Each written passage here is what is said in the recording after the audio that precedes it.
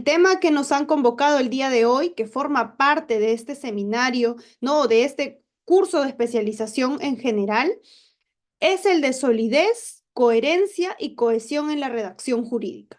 Nos han, nos han otorgado, ¿no?, una serie de temas que para esta presentación son muy retadores en virtud de que ustedes ven que la mayoría de veces las presentaciones que se hacen, y esto de la mano con los escritos que se presentan, las propias resoluciones que se emiten, tienen muchas de estos defectos en cuestiones de estos puntos: solidez, coherencia y cohesión en la redacción jurídica.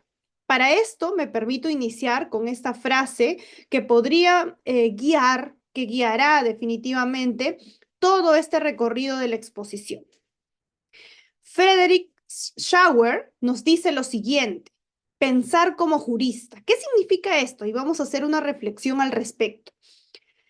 Abre comillas. Así que, aun cuando las facultades de derecho enseñan algunas normas jurídicas y algunas habilidades profesionales prácticas, las propias facultades sostienen que su misión primordial es entrenar a los estudiantes, y acá viene lo más relevante, en las artes de la argumentación jurídica, de la toma de decisiones jurídicas y del razonamiento jurídico, para pensar como un abogado.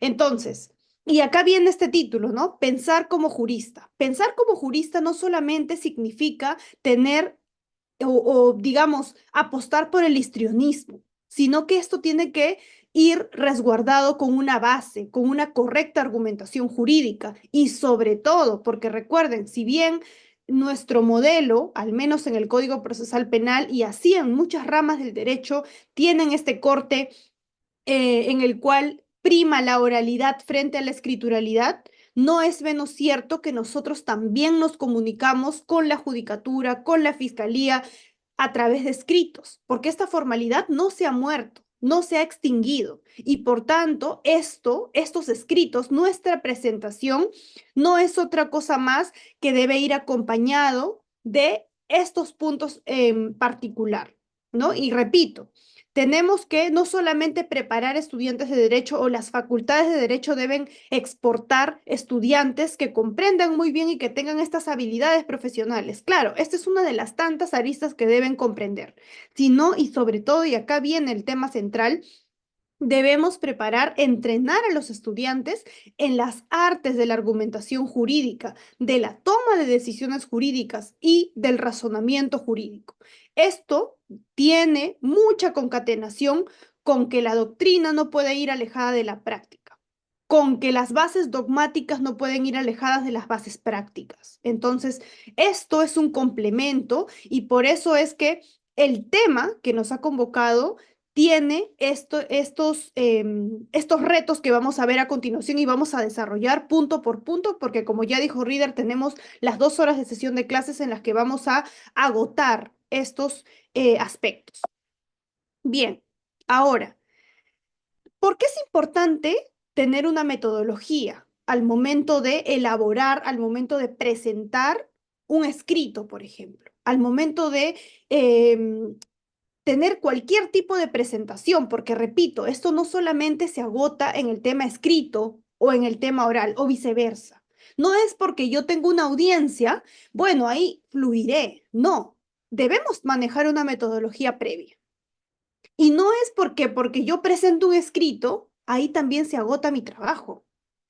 Recuerden, es una moneda que tiene justamente esas dos aristas. Tenemos por una cara lo escrito, y para esto debemos manejar una metodología, y por el otro lado el oral, que también en la misma línea tenemos que manejar una metodología. Me explico. Yo presento un escrito ante la fiscalía. Díganme si acaso esto queda aquí presentando el escrito, solicitando el archivo. Yo tengo además que entrevistarme, y el deber de entrevistarme con la fiscalía asignada al caso, encargada de mi caso, para efectos de exponerle muy brevemente de qué se trata mi escrito, porque también entenderán que no todos los escritos son revisados por la judicatura o por la fiscalía. Yo tengo que hacer ese trabajo también. Y al revés, si yo, por ejemplo, brindo un informe oral por un habeas corpus que estoy luchando, por ejemplo, a nivel de la judicatura, primera instancia, el juzgado constitucional, no es menos cierto que para esto previamente yo he tenido que preparar una presentación. Tal vez con el apoyo de diapositivas, tal vez sin el apoyo de diapositivas, pero al fin y al cabo debo haber manejado una metodología. ¿Por qué? Porque existen algunos otros factores, por ejemplo, el tiempo. Solamente me dan 8 minutos, en algunos casos 5 minutos, para exponer e informar oralmente sobre el habeas corpus que yo quiero presentar. Entonces, no es que en ese momento debo buscar todas las herramientas, yo debo haber preparado previamente una presentación. Y para esto viene este acápite, ¿no? La importancia de tener una metodología. Entre otros factores, tenemos los siguientes. Primero, ordena el pensamiento. Recuerden ustedes que el orden, y esto lo vamos a ver de inicio a fin, va a tener un componente primordial al momento de nuestras presentaciones. El orden constituye uno de los factores que verán, lo van a ver totalmente redundante en esta exposición. Ordena el pensamiento. Segundo, organiza la información. Si es que yo y ustedes también verán, como abogados, como estudiantes, siempre tenemos un tiempo límite para presentarnos. No lo podemos hacer de manera ilimitada. En una audiencia, para informar oralmente, para una audiencia de apelación, entre otras. Entonces necesito llevar plenamente organizada la información. No solamente conocer mi caso de arriba abajo, de pies a cabeza, sino llevar organizada la información. ¿Qué más? El autocontrol. Y más que eso, el control del tiempo. Porque, repito, cuando nos vamos a presentar, nos van a indicar un tiempo limitado para esta. Asimismo, facilita la imaginación. Y acá es el momento central para que se marquen estas diferencias entre un abogado y otro, entre un estudiante de derecho y otro, entre un fiscal y otro. La imaginación, los detalles que se pueda utilizar, el diseño de la presentación que tiene. Verán ustedes que no necesariamente, siendo un mismo tema, un abogado va a informar oralmente de la misma forma que otro.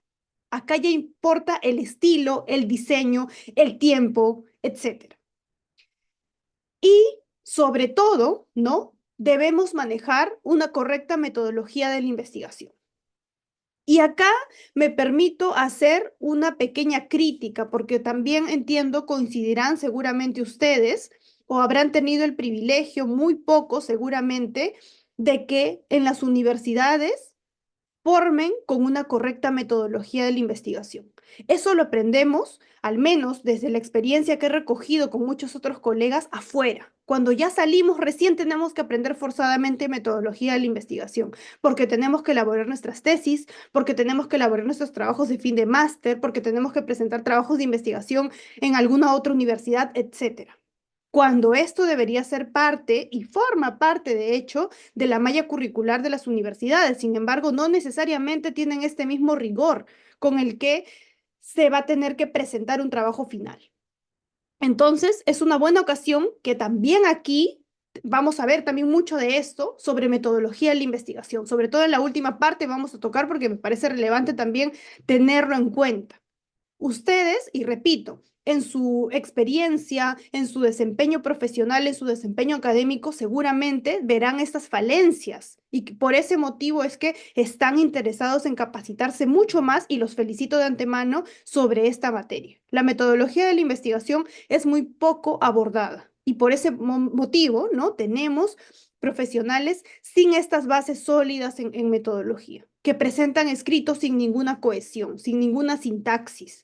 Y más que eso, no tienen el orden, no organizan esta información y por tanto es mucho más sencillo el rechazo.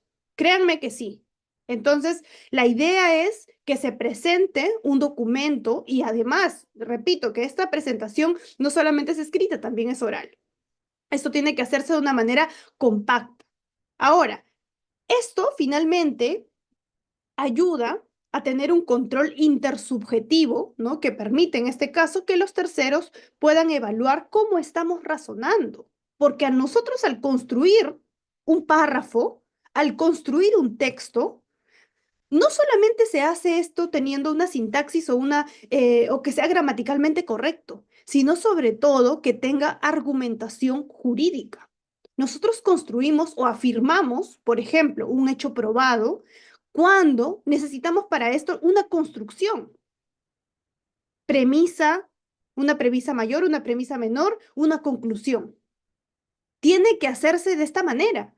No se presenta simplemente porque, bueno, hay que colocar que es inocente y mi patrocinado es inocente, sin indicar por qué. Y esto sucede también del otro lado, ¿no? La fiscalía, en la cual presenta, digamos, sus hechos circunstanciados, antecedentes, concomitantes posteriores, pero no me indica cómo vincula al autor, al presunto autor del delito. Tenemos estas falencias por ambos lados. Entonces, este control intersubjetivo permite que los terceros, por ejemplo, un juez de investigación preparatoria, un juez penal, pueda evaluar cómo estamos razonando y si nuestro razonamiento es o no válido, porque de eso se trata. En este mundo del derecho se trata de tesis contrapuestas, tesis, antítesis, síntesis. Algunos presentan tesis, la fiscalía, por ejemplo. Tesis incriminatoria, tesis fiscal, tesis de cargo. Viene por un lado. Hay una antítesis, claro que sí. A veces no siempre, no siempre. Puede ser que en algunas ocasiones la defensa se adhiera a lo indicado por la tesis fiscal, pero en otro grupo de supuestos existen antítesis. ¿Qué significa una antítesis? Significa que yo tengo que contradecir esta tesis, pero además construir una antítesis. No solamente negar los cargos, decirle, no, no sucedió esto, sino, no, señor juez, no sucedió esto, sucedió lo otro. Y tengo que construir. Por eso es que la defensa lo tiene ahí también un poco más complicado. No solamente va a tener que construir una hipótesis incriminatoria, sino además destruirla y construir una nueva. El juzgado del mismo modo. El juzgado va a tener que evaluar ambas para hacer una síntesis. Y este es el método que se utiliza en todos los casos. Ahora, vamos con esto, porque además en esta misma línea debemos resaltar algunos otros puntos, sobre todo los que les tengo a continuación. Bien, organización de la información de un caso. Y acá les voy a dar algunos tips para que ustedes tomen en consideración cuando les llegue, por ejemplo, una carpeta fiscal, un expediente, y si no lo tienen, ir a buscar, porque esa es la vida del litigante. Al menos en mi caso, me dedico a litigios penales y definitivamente esta es una de las reglas de oro que debemos utilizar. Si no tengo la información y muchas veces el cliente o los familiares vienen con información incompleta sobre todo esto o ninguna información, la misión principal de un abogado litigante es conseguir toda la información completa, sin discriminar todavía. Luego de esto, y según mi metodología, dependiendo de la capacidad de la información, dependiendo de los tomos, porque muchas veces en casos complejos estamos hablando de tomos numerosos, tenemos que realizar un índice, por ejemplo, para ubicar mucho más rápido dónde se encuentra tal o cual tomo. Tenemos que realizar ayudas memorias, por ejemplo. No guiarnos de lo que dice nuestro asistente, etcétera, sino que cada uno tiene una misión concreta. El abogado, abogada, tiene que revisar de manera integral, no resúmenes, no resúmenes, tiene que revisar de manera integral toda la información y a partir de ello discriminar qué importa para efectos de la teoría del caso, qué no, adelantar debilidades. Porque no necesariamente ustedes me van a decir que el caso está perfectamente para ganadora la fiscalía o perfectamente para que gane la defensa. Muchas veces existen matices y hay debilidades para ambas partes, etcétera. Hay muchas otras cuestiones que tenemos que tomar en consideración. Entonces, la organización de la información de un caso toma un papel preponderante. Tenemos aquí registrando y organizando la información según la norma a invocar, por ejemplo. Uno de los puntos relevantes, que también es uno de los tips que les voy a trasladar, es que verifiquen la norma que es vigente al momento de los hechos.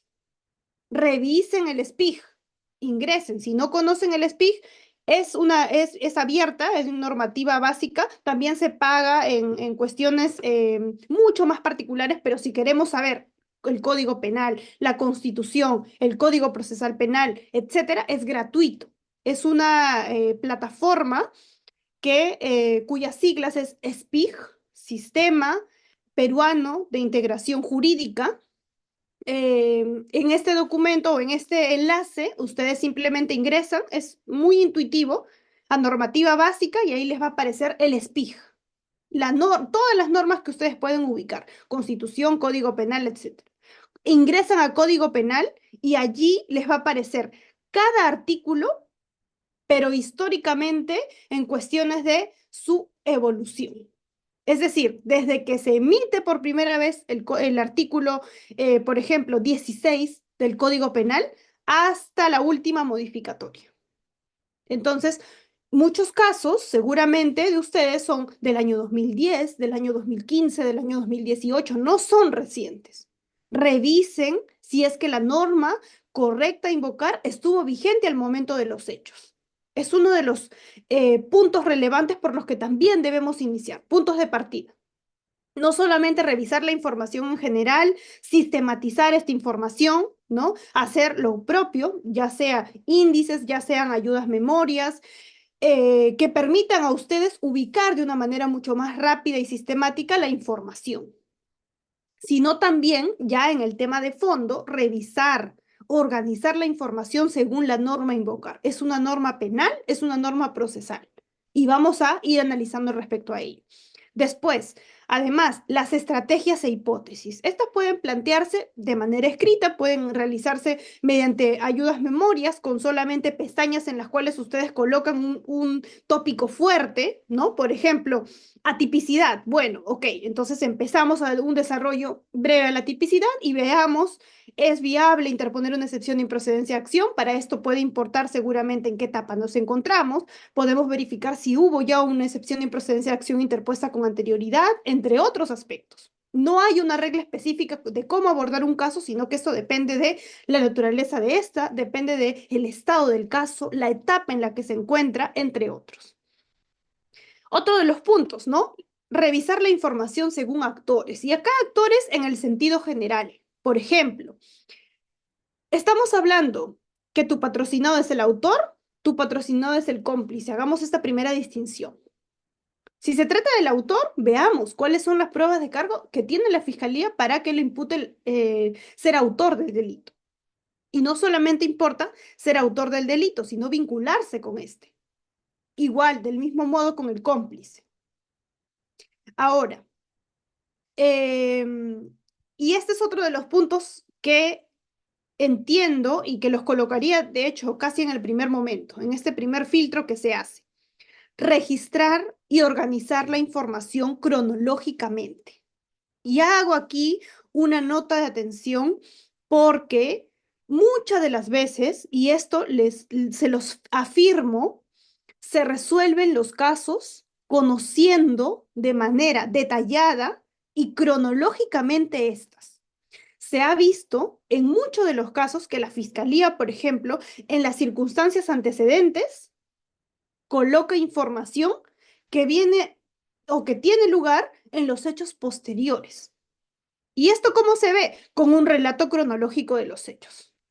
Recuerdo que una de las primeras cosas que aprendí cuando estuve en estudios de abogados trabajando es sistematizar la información cronológicamente. De hecho, a mí me buscaban para que yo, de manera detallada, tenga todo el cronológico listo. Y esa es una de las costumbres, hábitos que se me han quedado y siempre mis casos tienen que tener el orden cronológico de los hechos. Este es un punto totalmente relevante que les va a tener mucha ventaja con relación a cualquier otra parte procesal. Ordenar la información cronológicamente. Esto es totalmente importante. Muchas veces, y se va a ver, fechas hasta horas marcan la diferencia. Así que este es uno de los puntos que les traslado y que si ustedes lo aplican, van a ver mucha diferencia con relación o van a tener mucha más, o manejar más información que cualquier otra parte. Conocer el caso no solamente implica revisarlo de una manera genérica, sino implica también organizarla y ordenarla de manera cronológica. Ahora, otro punto. Organizar y registrar la información según el medio probatorio que la respalda. Esto ya es un poquito más, un nivel superior, un escalón más, porque recuerden que cada afirmación fáctica que hace la fiscalía y cada afirmación fáctica que hace la defensa técnica tiene que ir respaldada por un medio probatorio. Entonces, también un listado de cuáles son los elementos probatorios por cada una de las afirmaciones fiscales o defensivas. También es totalmente importante. Y, por otro lado, también se puede clasificar esta información según la admisibilidad, credibilidad y el valor probatorio. Esto también es optativo. ¿Por qué? Porque en muchos casos depende solamente agotar con el valor o el valor probatorio o el medio probatorio que respalda la afirmación. Pero en otros casos sí importa hacer este balance. ¿Por qué? Porque aquí también nos anticipamos de cuál es la mirada que puede tener la judicatura al momento de resolver. Y por último está registrar y organizar la información según detalles. Se ha puesto al final, pero realmente este es un tópico transversal. Ustedes entenderán que si revisan detalladamente el caso, pueden advertir información que puede dar un giro inesperado al mismo. ¿Por qué? Por ejemplo, no se había notificado correctamente cierta resolución importante que puede poner fin a la instancia. ¿Qué corresponde? Nulidad. ¿Quién se da cuenta de una nulidad? No todos. Entonces, el detalle aquí toma un rol preponderante también. Fíjense, solo conociendo detalles del caso, no conociendo los hechos, no conociendo el valor probatorio de cada medio de prueba, sino conociendo detalles. Y acá ya vienen aspectos procesales. Por eso les repito, tienen que manejar la carpeta fiscal, dependiendo del caso, o el expediente judicial íntegro. No pueden discriminar anticipadamente que esto no quiero y solamente me vas a dar lo más importante, las resoluciones. No quiero revisar los antecedentes, es mucho. Falso. Allí puede estar la diferencia y pueden darle un giro inesperado al caso. Tiene que revisarse toda la carpeta fiscal o todo el expediente judicial en general. Y si es el expediente judicial, recuerden que también existen incidentes. Tenemos que revisar uno a uno los incidentes que correspondan a nuestro patrocinado o patrocinado. Hay incidentes de prisión preventiva, hay incidentes de medidas cautelares reales, hay incidentes, por ejemplo, de constitución de actor civil, de incorporación de persona jurídica, etcétera. Hay muchísimos incidentes, hay que verificar cada uno de estos o al menos tener un control de en qué cuaderno incidente está. Incluso yendo más allá, si ya estamos en juicio oral, yo les recomendaría, y estos son algunos de los hábitos que también tengo yo como litigante, si yo asumo el caso en juicio oral, necesito tener las audiencias de etapa intermedia para saber qué elemento probatorio, qué medio probatorio fue admitido, cuál fue rechazado, porque yo puedo en juicio oral pedir, ¿no?, el reexamen de una prueba inadmitida en etapa intermedia. Y para esto no solamente debo pedirla, sino que la norma me dice que debo presentar una especial argumentación. ¿Qué necesito para esto? Indicarle a la judicatura. Esto ofrecí, por este motivo me rechazaron y ahora, juez de juicio, quiero que me aceptes por tal razón y brindarle mi especial argumentación. Pero para esto, y muchas veces eso no se encuentra en las actas, yo necesito ir a la fuente, tengo que ir a la... a la corte especializada a pedir, por ejemplo, la información virtual, porque ahí los abogados van con su dispositivo y te entregan la información. Acreditan que efectivamente eres abogado en ese caso y te entregan esta información y tienes que poderte escuchar esa parte. ¿Dónde está el argumento? Minuto tal. Yo ofrezco tal cuestión o un abogado anterior ofrece tal medio probatorio. Fiscalía se opone. ¿Qué indica? Tal, y juez resuelve, porque las audiencias se resuelven en el acto, de manera oral, y no está permitido ningún recurso. Entonces, la forma de rebatir esto es cuando pasamos a una siguiente fase. Entonces, no podemos dar por perdido, dar por rechazado un aspecto cuando tenemos también algunas otras herramientas en otras etapas. por ejemplo. Entonces, una de las funciones relevantes es manejar y organizar esta información según detalles. Los detalles tienen este rol principal. ¿Qué más? Y vamos a analizar, entre otras cuestiones, algunos puntos relevantes también. Importancia de la cronología. Esto es en relación a los aspectos fácticos. Tenemos que ordenar los eventos narrados por el testigo, por el autor, por la víctima, entre otros. Ordenadamente. La cronología significa que nosotros vamos a colocar desde el día 1 hasta la última fecha. ¿Qué sucedió? Se puede hacer de manera en un cuadro, fecha, evento. Se puede hacer de manera ilustrativa en una línea de tiempo. Muchas veces cuando yo hago mis presentaciones las hago en una línea de tiempo para que sea mucho más visual y gráficamente impactante, ¿no? Pasó esto, sucedió esto y el día siguiente pasó tal cuestión. Esto no solamente en cuestiones fácticas, también se puede realizar en cuestiones probatorias, en cuestiones procesales. La ley se emite con tal fecha y la fiscalía me está investigando por una ley que no se encontraba vigente en el momento de los hechos o por principio de retroactividad o la excepción al principio de retroactividad solicito se aplique el principio de favorabilidad, entre otros. Entonces, también es importante tener en cuenta esta línea de tiempo, esta presentación. Entre otros aspectos positivos, estimula la memoria. Recuerden que estos casos ustedes lo van a ver en todo momento y ganará mucho más ventaja quien conozca detalles de los hechos. Entonces también véanlo como un estimulador de la memoria.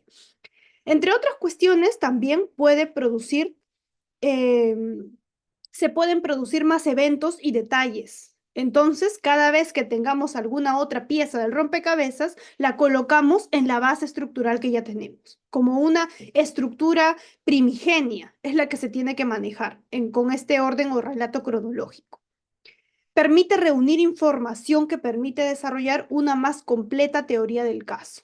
Recuerden también que la construcción o la teoría del caso es una construcción que se hace, tanto la fiscalía y recuerden que la defensa no solamente destruye esta teoría del caso, sino además construye una alternativa. Esto permite llevar una correcta secuencia del caso, es una herramienta que ayuda, coadyuva a evaluar la coherencia de los hechos, qué sucedió y por eso las fechas, las horas de ser el caso, y es una completa ayuda a memoria. Efectivamente, esto nos permite condensar mucho mejor y de manera mucho más ordenada la información. Ahora esto vamos a matizarlo con esta otra cara, que es el texto. Recuerden que el tema que nos convoca se trata de coherencia y cohesión.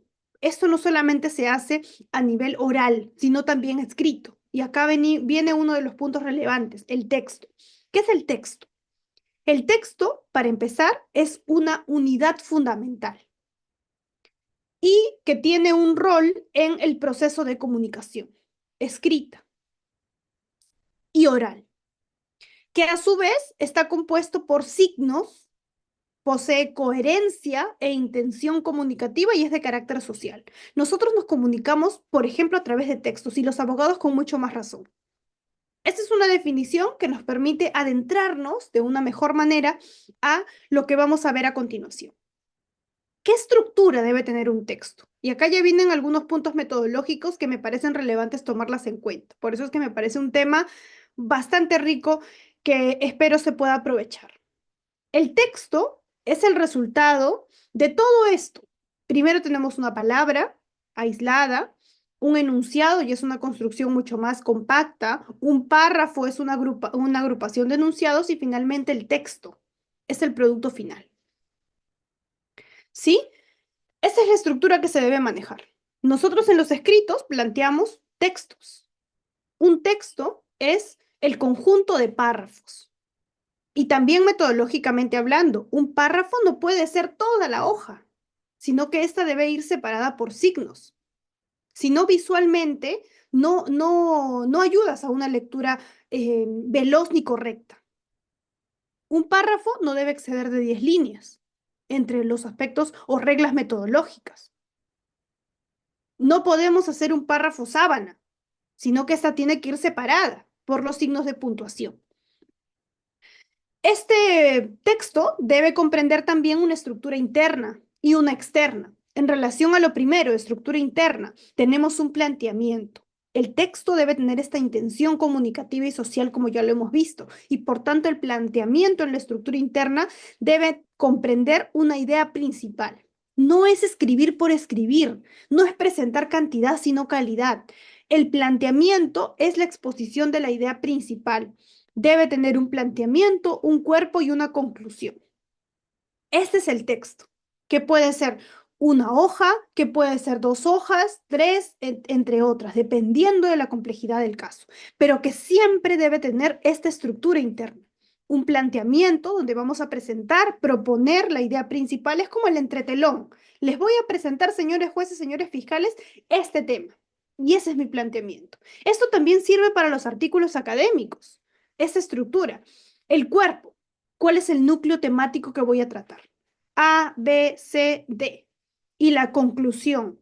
No nos olvidemos de esto. Muchas veces es el planteamiento, se hace la presentación del caso, pero finalmente no hay una pretensión final. ¿Qué concluye esto que me has presentado? Claro, me has dado un relato cronológico muy bien narrado, muy bien detallado, pero ¿qué queremos con esto? ¿Cuál es tu intención comunicativa? Y esto muchas veces se plasma en la conclusión, que es la síntesis de la información. Hay más tipos de estructuras cotidianas que podemos ver, por ejemplo, título, introducción, desarrollo y conclusiones. Son aspectos muy generales que también, nuevamente repito, lo podemos utilizar en la elaboración de artículos académicos y científicos. Título, introducción, ¿de qué voy a tratar? Presento el caso. El desarrollo, ¿no? Aquí vienen todos estos puntos. Y por último, la conclusión. ¿Qué es lo que necesito? ¿Cuál es la síntesis que presento? Todo esto me sirve para algo. ¿Cuál es mi conclusión? ¿A qué arribo? Ahora, un punto adicional. Características del texto. Este texto debe ser, y acá tiene un listado muy grande, he tratado de comprender las más específicas. El texto tiene que ser adecuado, tiene que ser coherente. Y acá vienen puntos del título del tema que vamos a tratar el día de hoy, que estamos tratando definitivamente. Coherente, cohesionado, ¿no? Esta conjunción, esta hilación completa, correcta. Debe tener esa intención comunicativa, social, pragmática y estructurada. El texto no puede ser complejo. La idea de presentar un caso, la idea de presentar un escrito, la idea de emitir una resolución incluso a nivel judicial o fiscal, disposición fiscal, no tiene que ser capcioso, no tiene que ser un trabalenguas. No puede ser así, sino que esto tiene que tener una estructura, debe obedecer a una estructura completa. Ahora, la función del texto. El texto debe tener una función comunicativa. Busca persuadir al interlocutor. A ver, deme un momento, por favor, que quiero conectar mi laptop. Tengo un segundo.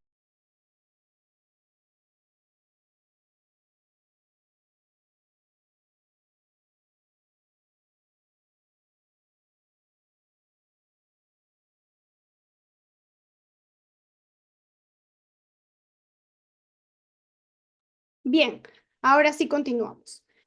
Les estaba comentando en relación a la función del texto. La función o la intención que debe mantener el texto debe ser una función comunicativa. Repito, y acá, quédense con esta definición que me parece totalmente gráfica.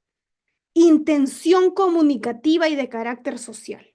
El texto es eso. El texto no es presentarlo para que quede allí como letra muerta, sino que debe tener esta intención y función comunicativa. Busca persuadir al interlocutor. Yo presento mi escrito para que tomen en cuenta mis argumentos. Y esto ya depende también de la estrategia que tome el litigante. No solamente se agota con presentar un escrito, también tenemos que ir a entrevistarnos con el magistrado o magistrada encargado del caso. Ahora, Algunas de las propiedades del texto son las siguientes. Tenemos propiedades de adecuación, propiedades de coherencia. Propiedades de adecuación.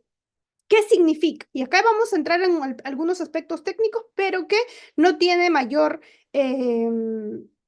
relevancia siempre y cuando ustedes comprendan qué significa cada uno de estos. En relación a la adecuación, consigue su propósito comunicativo. Existe un mismo nivel de formalidad. Acá viene este punto relevante e importante. Se da un mismo grado de especificidad. ¿Qué significa entonces esta propiedad del texto de adecuación? Lo que importa acá es esta vocación comunicativa. ¿Cuál es el objetivo con esta presentación del texto? Esto es, este propósito, esta vocación comunicativa. En relación a la coherencia, ya esto viene a ser un poco más ya sólida en relación a la misma construcción, que es lo siguiente, debe ser organizado. Tiene que adecuarse la situación comunicativa. También tiene mucha relación con lo anterior. La información seleccionada correctamente. La coherencia significa que no solamente tenga sintaxis el texto, sino que además, o sintaxis interna, sino también que tenga, que esté relacionado y que no pierda esta línea de argumentación con los párrafos que se han iniciado, con la introducción, que no se pierda ese norte, con el desarrollo propiamente en todo, cada uno de los tópicos y sobre todo que ésta se encuentre desembocada en la conclusión. Sugerencias para evitar errores en la redacción. Es una también de las preguntas frecuentes que me han consultado al respecto. Sugerencias para evitar errores en la redacción. Primero, evitar reducir dos oraciones con verbos de argumentos distintos que se expresan por proposiciones diferentes. Muchas veces se quiere aquí hacer algunos cortes, alguna síntesis, y no es malo, pero la idea es que se presente la idea completa, el texto completo, y no con ese afán de reducir páginas, ¿no? Se pierda este nivel de argumentación. Por ejemplo, en la oración 1, el director asistía e intervenía a las juntas. En la oración 2, el director asistía a las juntas e intervenía en ellas. Evitar reducir estas dos oraciones con verbos de argumentos distintos. La idea es que se desarrolle completamente cada uno de estos. No redundar, desarrollarlos completamente hasta agotarlos y recién pasar a un segundo bloque. ¿Qué más?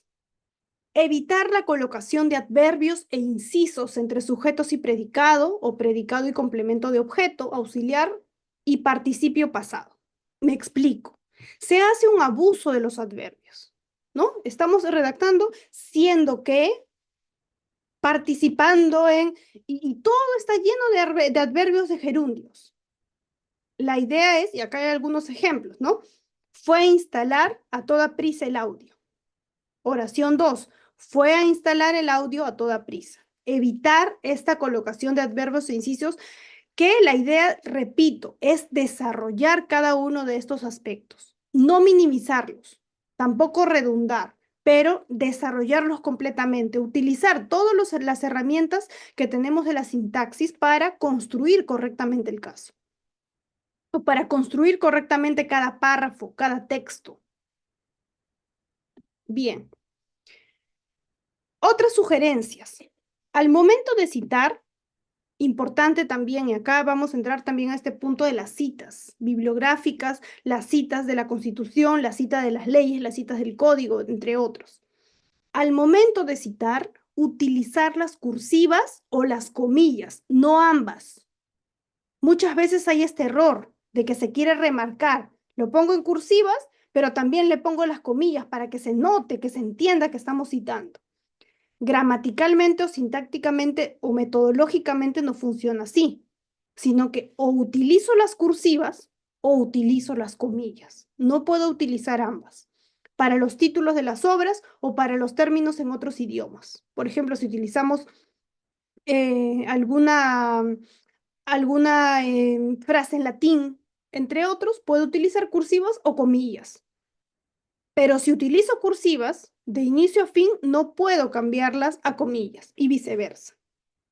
Pueden utilizar cualquiera, pero no ambas, y no de manera inconexa. Si es breve, es doblemente bueno. Así que evitar los elementos superfluos, evitar realizar textos que no tienen relación solo para llenar la página. Se recomienda mejor no utilizarlos. El párrafo. Y acá vamos a ir desglosando cada uno de estos. Los párrafos son las unidades formales y significativas más amplias de un texto. Recuerden, el texto está compuesto por párrafos. El párrafo es este bloque de palabras que se utilizan que no pueden exceder las 10 líneas. Sirven para estructurar la información sobre la base de su extensión o importancia. Por eso es que los vamos a dividir en párrafos. Están marcados gráficamente por un punto y aparte y con espacio en blanco. Cada párrafo se puede separar y distinguir visualmente cuando colocamos este punto aparte y ese espacio. La estructura. Esta estructura consiste en, y acá tienen algunas fases, ¿no? Una primera fase, una fase intermedia y una fase final. La primera fase, se debe introducir el tema o la idea principal. No se pierde una buena ocasión para presentar el caso desde el inicio. La primera fase es la presentación formal del caso, la presentación de lo que quiero tratar, en muchos de los otros supuestos de las introducciones que tengo a bien formular. Entonces, esta estructura debe seguir este alineamiento. En la primera fase debo introducir el tema o la idea central. ¿De qué voy a tratar en esta, o cuál es mi pedido, cuál es mi solicitud? Voy a presentar una excepción de improcedencia de acción. ¿De qué supuesto, de qué elemento, de qué tipo penal? Todo ese aspecto debe ir englobado en esta primera fase. Voy a presentar un pedido de sobreseimiento. Ok, debo expresar qué causal, porque el código me dice que existen 4 causales. ¿Cuál de estas estoy presentando? Debo ser totalmente concisa en este primer punto, porque aquí es donde la judicatura o la fiscalía va a tener a bien revisar y en función a eso saber de qué trata mi documento. A veces hay casos, incluso en audiencias, que no se entiende cuál es el pedido. No desde el inicio, no desde el centro, nunca se colocó qué solicita. O al menos se coloca de manera difusa y no se entiende si pide apelación con efecto revocatorio o apelación con efecto nulificante, porque no es lo mismo. Entonces muchas veces el mismo juez te pregunta, señor abogado, ¿qué está pidiendo? ¿Efecto revocatorio o efecto nulificante? Porque lo que me ha colocado en su documento, en el escrito, dice efecto revocatorio, que revoquen la sentencia. Pero lo que me está alegando es que hay vicios en los cuales, o vicios de la jueza o del juez de primera instancia, en los cuales usted está solicitando un nuevo juzgamiento y eso es un efecto nulificante, no revocatorio. Entonces, importa muchísimo comprender, entender qué estoy solicitando. Cuando tenemos claro esto, seguimos avanzando. Hay frases intermedias donde desarrollamos el tema y esto pueden ustedes dividirlo por tópicos, por ejemplo. Y además pueden estructurarse mediante marcadores textuales. Ahí, como pueden ver en la imagen, tenemos más o menos cómo pueden dividirse cada uno de estos. Depende del estilo también, del estilo del redactor. ¿Qué más tenemos? En relación a esta estructura, el párrafo está formado por una o varias oraciones, las cuales reciben el nombre de una oración principal y hay oraciones secundarias. En el caso de oración principal, la oración principal, lo que nos marca la pauta es que esta puede ser distinguida fácilmente, ya que enunciada la parte esencial, enuncia aquí la parte esencial de la cual dependen las demás. En esta oración principal, yo debo marcar todas las pautas que quiero llamar la atención. Aquí tienen que ir específicamente en la oración principal. Recomiendo además tener esta habilidad para separarla por tópicos. Mientras ustedes enumeren, puede ser enumeren o le ponen estos sangrías, no lo sé, para cada tópico, para cada párrafo o para cada desarrollo en general de cada aspecto que quieren remarcar. Por ejemplo, en una apelación, quieren consignar algunos errores que ha tenido la judicatura de primera instancia, pueden marcarla también o enumerar estos errores, no hacerlo en bloque, sino que estas pueden ir divididas y esto importa los títulos que le coloque. Títulos, digamos, que llamen la atención y que resuman correcta y completamente el párrafo o el texto que estoy presentando. Entonces, eso es lo que tenemos aquí. Una oración principal de la cual se debe distinguir fácilmente y oraciones secundarias, que pueden ser de dos tipos. Oraciones secundarias coordinadas y oraciones secundarias subordinadas. ¿Qué son las primeras? Las coordinadas son las que están unidas mediante conjunciones. Son bloques que están unidos por conjunciones y posee en sí mismo un sentido completo, las coordinadas. Pero las subordinadas, como su nombre sugiere, son aquellas que se adhieren sentido, ¿no? Solo van a adquirir el sentido en función de otra. Un ejemplo de oración coordinada y subordinada. Las oraciones coordinadas son independientes. Las subordinadas son aquellas que no terminan allí, sino que dependen de muchos otros factores para completar esa información o esa idea. Entonces, importa también entender de qué se trata. Por eso les digo, las diferencias o las enumeraciones y títulos que le coloquen a cada agravio, por ejemplo, de una apelación, tienen un rol preponderante. No solamente esto ayuda al lector, les ayuda a ustedes mismos, porque en su apelación van a presentar y de esto se trata de el error en la ausencia de vinculación como autor del delito tal de la acusación. Ok, se trata de la ausencia de vinculación. ¿No? U otro punto, la incorrectamente denominado testigo impropio, cuando en realidad se trataba de un acusado. Recuerden que el testigo impropio necesita una sentencia de conformidad previa. Yo no puedo llamar testigo impropio a cualquier coacusado, por más de que éste haya aceptado los cargos. Para esto tengo que emitir una sentencia. Entonces, y es importante la diferencia, porque si utilizo su información, su testimonio como testigo impropio, puedo con esta información condenar a una persona. Entonces necesito una sentencia previa de conformidad para que este futuro, si se puede llamar así, condenado o el que puedo condenar, tenga las herramientas y se defienda correctamente en el juicio. Puedo colocar todo eso y necesito colocarle un título a esto, ¿no? Entre otros. O por ejemplo, ¿no? La ausencia de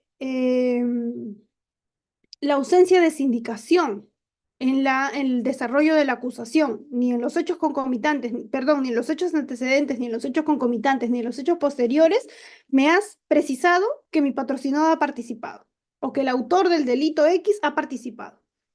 ¿Cómo es que ahorita estamos en juicio? Si ni siquiera me has colocado en qué parte de la acusación está.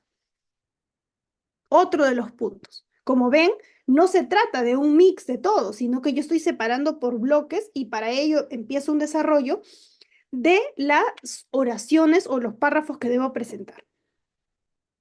Una de las características más importantes de este texto y dentro de esto los párrafos es la unidad. Un párrafo debe desarrollar solamente una idea fundamental. Por eso les indico, la idea es que se desarrolle por tópicos, enumeren. Es muy importante hacer ese ejercicio. Les va a ayudar no solamente a desarrollar una idea más compacta, más sólida, y además a no obviar ninguna de estas. Porque a veces se quiere colocar todo en un solo párrafo, pero al final no se dice nada. Entonces, un párrafo debe desarrollar solamente la idea fundamental, una idea fundamental, como regla general. Se rompe la unidad cuando se introduce una idea complementaria ajena al tema que se pretende desarrollar. Estoy hablando de ausencia de vinculación, pero le pongo también este punto del testigo impropio. Cuando esto bien lo pude haber tratado en otro aspecto, en otro acápite, en otra numeración, por una cuestión de orden y por una cuestión de coherencia, además. No puedo saltarme de una argumentación a otra. Tiene que existir una línea argumentativa. Entonces, una de las características importantes es la unidad. Un párrafo debe desarrollar solamente una idea fundamental. Por tanto, se va a romper esta unidad, este criterio de unidad, cuando se introduce una idea complementaria. No se dice que no debería o que es impertinente. Puede ser totalmente pertinente en el escrito, pero no en ese párrafo, no en esa sección, no en ese acápite. Ahora, Otra de las características que también forma parte del tema que nos han convocado, la cohesión. ¿Qué es la cohesión? Un párrafo es una unidad de sentido expresada por oraciones interrelacionadas. Estas oraciones deben tener esta unidad, pero además esta concatenación. Por eso es que estas tienen distintas formas de cohesión y diferentes signos de puntuación. Van separadas por punto y aparte, claro que sí, pero una tiene relación con la siguiente y así sucesivamente. No es que son criterios inconexos, desordenados, desorganizados, fragmentados, sino que tienen esta unidad de argumentación. Entonces, otra de las características, la extensión. La extensión del párrafo depende de la intención comunicativa del autor. Depende de cada uno, del escritor o del autor. Tú indicas, tú marcas cuál va a ser la extensión del párrafo. No porque sean más hojas es menos importante ni viceversa. Depende del caso. Muchas veces yo puedo presentar un escrito de 5 hojas y que sea totalmente sólida la argumentación que no necesito más.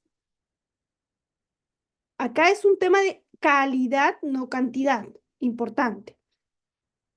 Entonces, la extensión depende, repito, de la intención comunicativa que tenga el autor y del tipo de texto que se pretende redactar. También, por ejemplo, en los artículos académicos, alguna editorial, alguna casa editorial te indica o te brinda sus bases. Entonces, nosotros nos tenemos que adecuar a esto. Algunas nos dicen libre, ok, otras nos ponen un límite mínimo de 8 páginas, de 10 páginas y un máximo también, porque si no ya tergiversamos y ya no se trata de un escrito, ya no se trata de un artículo académico, se trata de una tesina, se trata de una tesis en otros supuestos. Entonces, un texto escrito puede constar de párrafos breves, medianos y largos, dependiendo nuevamente del estilo, la intención comunicativa que tenga el autor. Acá vamos a tocar ahora los recursos que tenemos de cohesión y coherencia, en esta misma línea anterior. Un primer recurso de coherencia es el siguiente.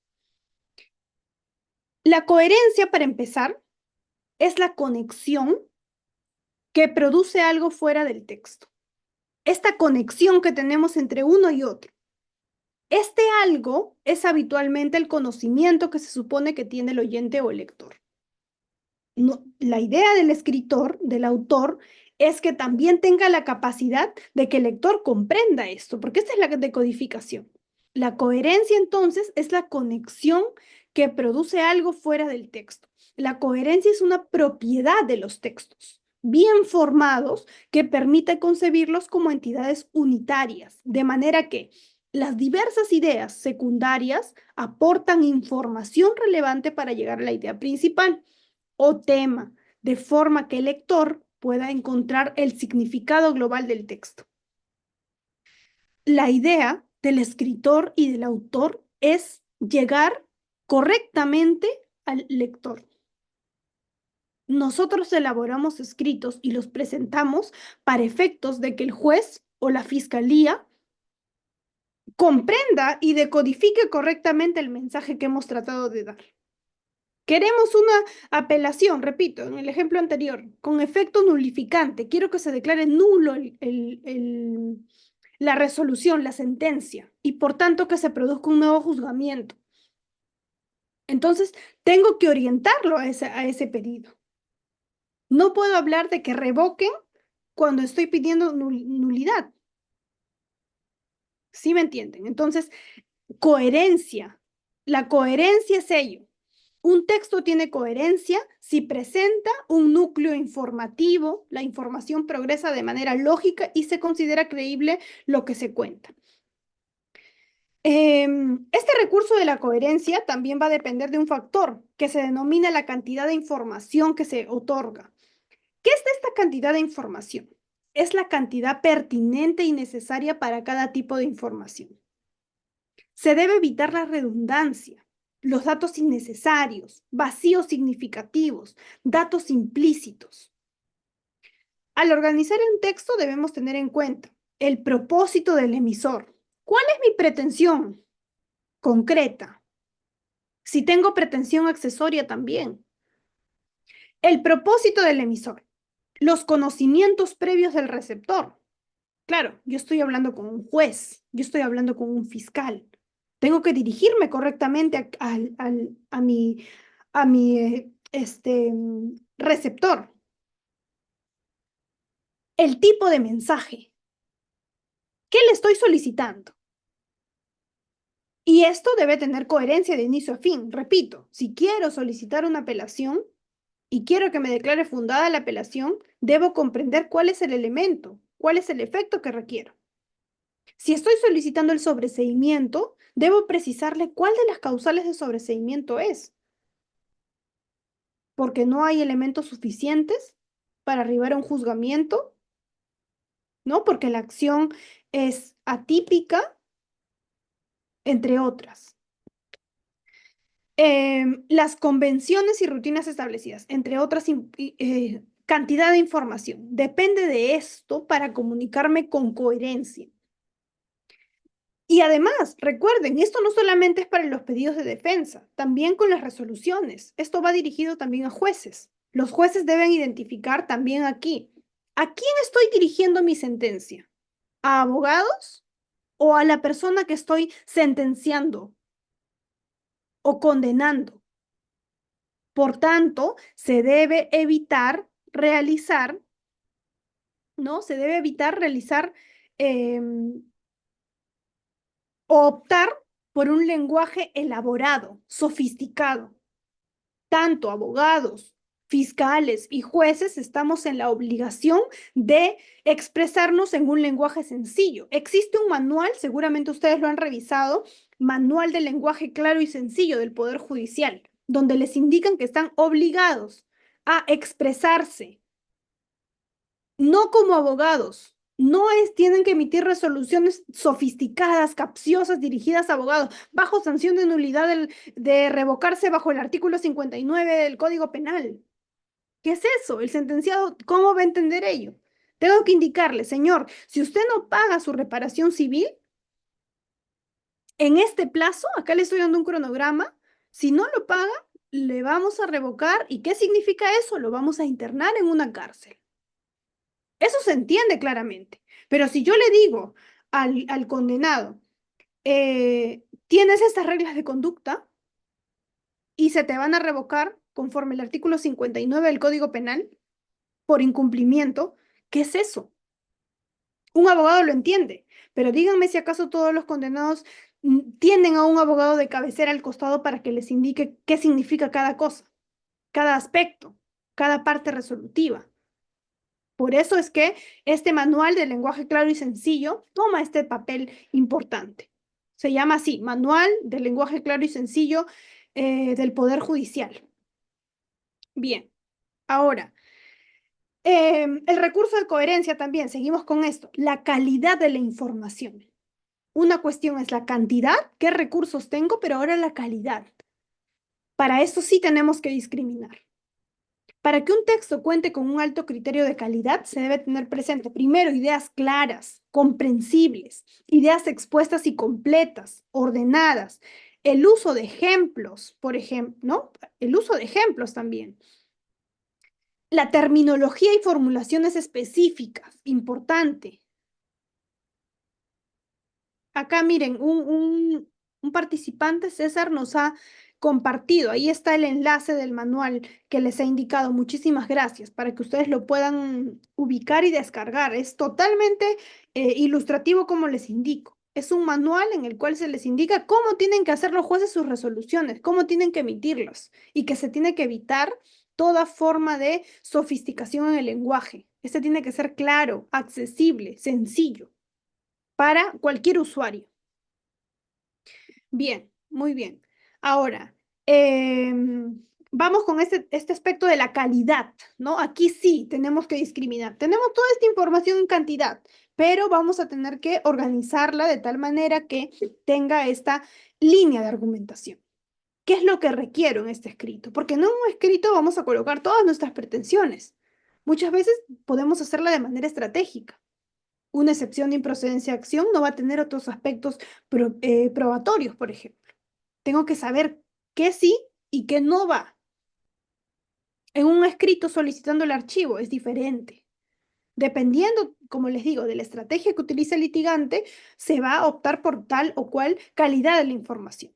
Puedo utilizar ejemplos, puedo utilizar ideas, tengo que utilizar ideas claras, comprensibles, tópicos, enumerarlos, entre otros.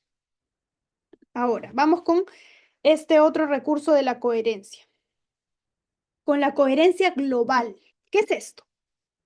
La coherencia global tiene que ver con la unidad temática del texto.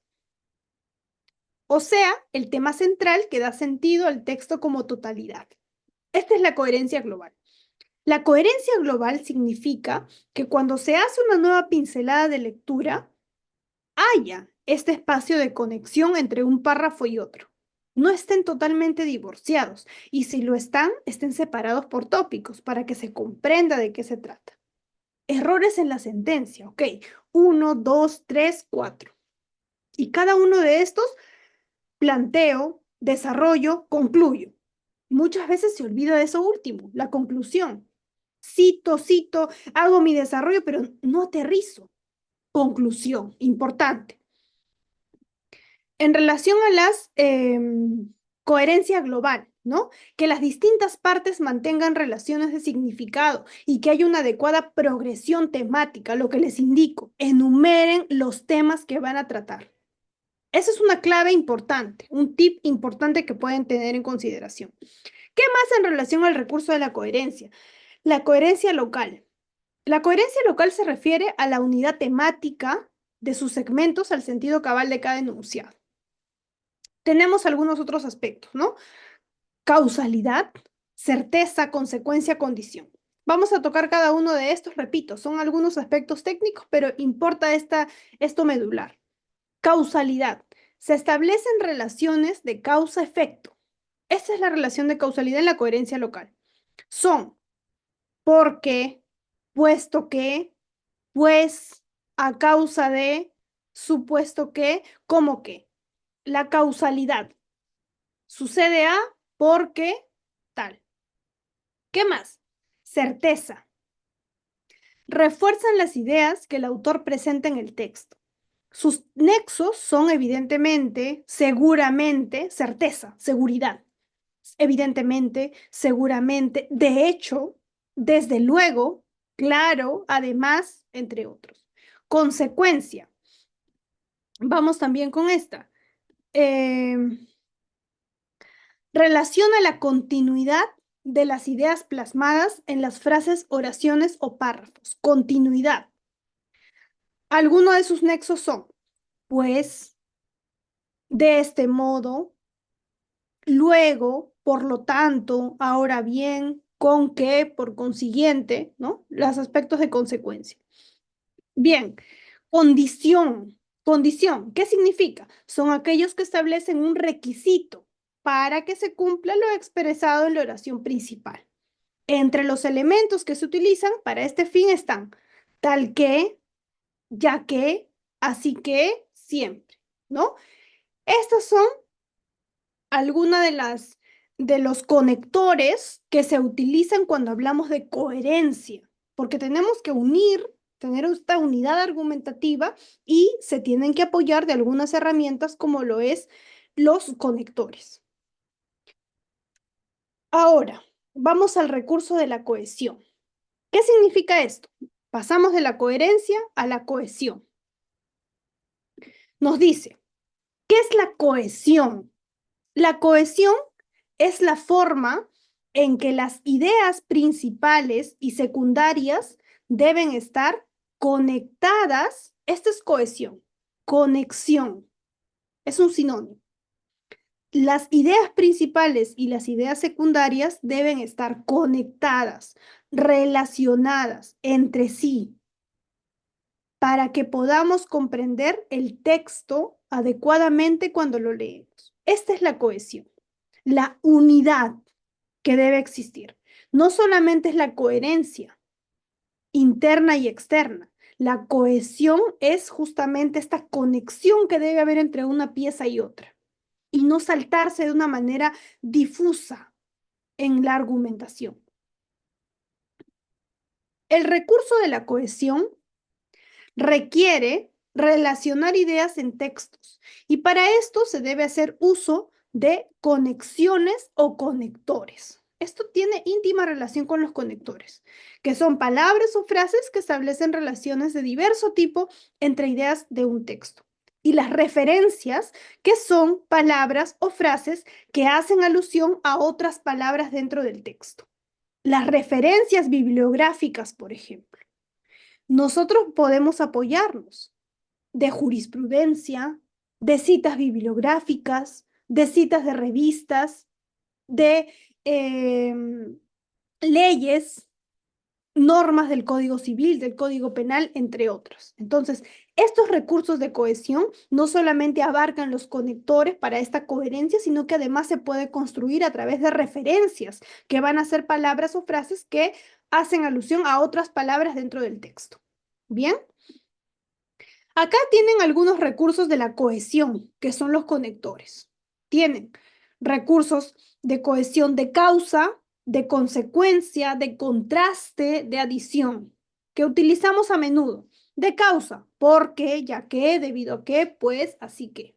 De consecuencia, así que, por lo tanto, por consiguiente, ¿no? De contraste, sin embargo, no obstante, más, antes bien y en adición, ¿no? Además, asimismo, más aún, aunado a ello, entre otros. Entonces, también importante tener en cuenta estos otros recursos de la cohesión.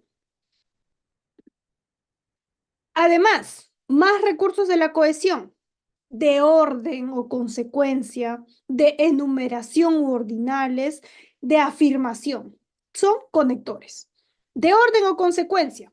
Luego, después, a continuación, previamente, de enumeración, los siguientes, ¿no? Primero, segundo, por último. Afirmación. Seguro, evidentemente, por supuesto, entre otros, recursos orales y escritos. Otros recursos de negación, conclusión, muy utilizados, de hecho, requerido, explicación, de énfasis, negación, ahí está, no, en absoluto, conclusión, en consecuencia, por lo tanto, explicación, ¿no? Es decir, en otras palabras, esto es de énfasis, en efecto, sin lugar a dudas, más allá de toda duda razonable, ¿no? Entre otros. Tenemos algunos otros recursos. Esto es en relación ya no a los conectores, sino a las referencias que les hacía hincapié. La anáfora. Anáfora, catáfora, elipsis. Seguramente se acuerdan algunas clases de comunicación, de lenguaje, etcétera. Anáfora. ¿Qué significa esto? Cuando ciertas palabras, pronombres o adverbios asumen el significado de otras ya presentes en el texto. Por ejemplo, Vallejo viajó a París. Ese es el ejemplo muy frecuente, muy citado. Vallejo viajó a París, resuelto a probar fortuna. Él, ya no colocamos Vallejo, sino aquí está este cambio. Él sospechó lo que podía ocurrir. Allí encontraría la muerte. ¿No? Ahí está. Esa es la anáfora. Ciertas palabras asumen el significado de otras ya presentes en el texto. Tenemos en el caso de la catáfora. Usamos algunas palabras para anticipar algo que va a aparecer luego en el texto. Sustantivos, pronombres y adverbios. Por ejemplo, hay que prevenir las siguientes enfermedades contagiosas. Y voy a enumerarlas. Sustantivos, sarampión, tifoidea, etc. Por último, la elipsis. Cuando se elimina una palabra o conjunto de palabras porque están sobreentendidas. Ejemplo, Carlos terminó de escribir su libro sobre matemática. Y ya no voy a colocar nuevamente Carlos tal, sino se quedó pensativo un rato y luego se acostó sobre el sillón. Y esta es la forma en la cual sintácticamente se puede presentar un texto, un párrafo. Ahora, recursos de cohesión. Las referencias, vamos a ver esto también. Si no pueden descargar el enlace que se ha enviado, no se preocupen que al final de la clase también se los podemos pasar. No se preocupen por ello, atendamos esta parte que estamos trabajando. Bien, ahora, recursos de cohesión. ¿Qué vamos a ver aquí? Las referencias. Sustitución léxica. Ya vamos a terminar esta parte porque vamos a entrar la siguiente al citado, que ahí sí quiero que presten mucho mayor atención a esto. Sustitución léxica. Puede darse de acuerdo a varios criterios, sinonimia, hipónimo, etc. Y acá tienen todo este desarrollo. Sinonimia, ya lo saben, ¿no? Em, Palabras que expresan el mismo significado. Este es por ejemplo, alumno, educando. Hipónimo, en este caso. Ejemplo, el animal saltó a la venta. El grupo general, continente, contenido. Allí el gato pudo observar todo. Hiperónimo, la silla pareció moverse sola. Este mueble, ¿no? Aquí está. Hiperónimo. Definición, también. Mi padre compró una pecera. ¿Y qué es la pecera? Es un objeto que sirve de hábitat para peces en cautiverio. Perífrasis. El señor murió y antes de encargar su alma al otro mundo, pudo heredarte toda su fortuna. Son recursos que también se pueden utilizar sustituyendo, por eso se dice de sustitución léxica, puede darse de acuerdo a varios criterios. Recursos de cohesión además, la nominalización, la verbalización. Cada uno de estos en el desarrollo. Nominalización, la referencia que nos permite convertir el verbo de una oración en sustantivo. Este es uno de los recursos muy utilizados en los escritos. Nominalización es esta conversión de un verbo de una oración en un sustantivo. Por ejemplo, los que estudian medicina llegaron tarde. Estos estudiantes suelen ser impuntuales. Estamos hablando de estudian, verbo, se convirtió en sustantivo. Verbalización, contrario al anterior, consiste en convertir una palabra que primero fue sustantivo en una oración, en un verbo, en la oración inmediata. Ejemplo, los manifestantes gritaron sus demandas en plena calle. Ellos manifestaron su disconformidad con el gobierno. El sentido opuesto, la otra cara, nominalización, verbalización, también muy frecuente y utilizado. El léxico en la argumentación jurídica. Vamos cerrando esta idea. El léxico también, otro de las piedras angulares en este desarrollo. El léxico jurídico comprende el conjunto de términos específicos utilizados en el ámbito del derecho. Su función principal es garantizar la precisión y la univocidad en la comunicación legal. Ustedes saben que cada cosa tiene su nombre, cada cuestión, y depende, y esto ya es una cuestión de comunicación, cómo querramos llamar a cada aspecto, pero ¿qué es más importante? La precisión. Siempre va a haber una palabra más precisa, más exacta que otra. Y a eso tenemos que apuntar. ¿Cómo sabremos cuál es la palabra más precisa? ¿O cómo es que puedo ensayar esto, reforzar esto? Leyendo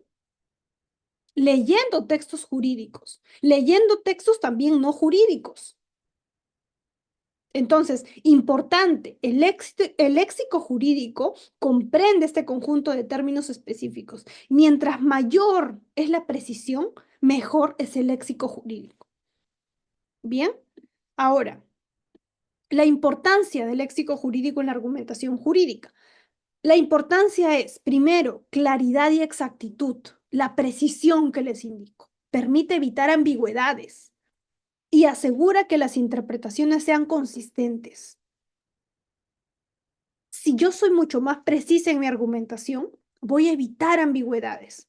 Voy a evitar que mi receptor o mis receptores comprendan más de una información que no quise decir. Entonces tengo que apuntar por la precisión, por la exactitud, por la claridad. Especificidad facilita la identificación de conceptos jurídicos y su aplicación precisa en argumentos y conclusiones. ¿No? Bien. Claridad y exactitud permite evitar ambigüedades. Especificidad facilita la identificación de conceptos jurídicos y su aplicación precisa en argumentos y conclusiones. Eso es en relación a la especificidad, que tiene mucha relación con lo primero. Credibilidad demuestra el dominio del tema y fortalece la credibilidad del autor ante el público y los jueces. ¿Qué más? La doctrina en la argumentación jurídica. Ya vamos acá aterrizando un poco más en em, en estos puntos. En relación a la definición y función, ¿la doctrina para qué nos sirve? La doctrina, sobre todo jurídica, se refiere a, al conjunto de principios y teorías desarrolladas por juristas y académicos en relación con normas y casos jurídicos.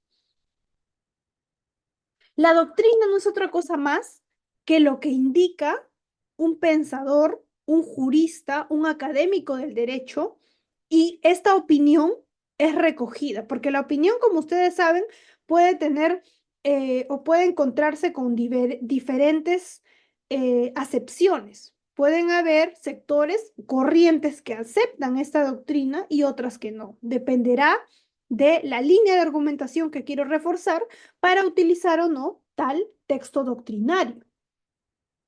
Sirve además como base teórica y argumentativa para fundamentar posiciones en un debate legal. Y ojo, que la doctrina nos ayuda principalmente a entender cómo se o cuál es el contenido, cuál es el concepto que se tiene respecto a tal institución jurídica. Pero esta no es la ley. Primero nos debemos basar en la ley. El refuerzo es la doctrina. El refuerzo es la jurisprudencia como fuentes del derecho. Pero la ley es principalmente lo que se debe revisar. A veces solamente, y ya hay casos en los cuales se guían por lo que dice tal autor. Pero, ¿y la ley? El autor argentino no tiene nada que ver con la ley. A menos que ustedes me revisen todo esto y de aquí quieran comprender cuál es la acepción de tal elemento, que sí puede ser extrapolada de una legislación extranjera. Bien, entonces, eso sí es importante que lo tengan en cuenta. ¿Qué más podemos indicar en relación a la doctrina? La importancia de la doctrina. Fundamentación legal. Proporciona fundamentos sólidos para la interpretación de normativas y la resolución de controversias. Argumentación coherente, lo mismo, ¿no? En argumentación jurídica. Y acá también, en relación a la pregunta que nos están haciendo por la caja de comentarios, yo les recomiendo un libro, es un texto muy clásico, Pasta Azul, que es La argumentación jurídica de Manuel Atienza. Es un libro muy, muy conocido, que seguramente ustedes lo van a encontrar muy rápido. Pero les recomiendo revisar ese libro porque tiene muchísima información valiosa, muchas de estas que estamos abordando el día de hoy en la clase. Este libro, repito, eh, se llama Curso de Argumentación Jurídica. El autor es Manuel Atienza. Bien, esta es por la editorial Trota. Trota, Trota, Trota. Bien. Em, Seguimos. Argumentación coherente. Ayuda a estructurar efectivamente y sustentar los argumentos mediante el análisis y aplicación de precedentes y teorías establecidas.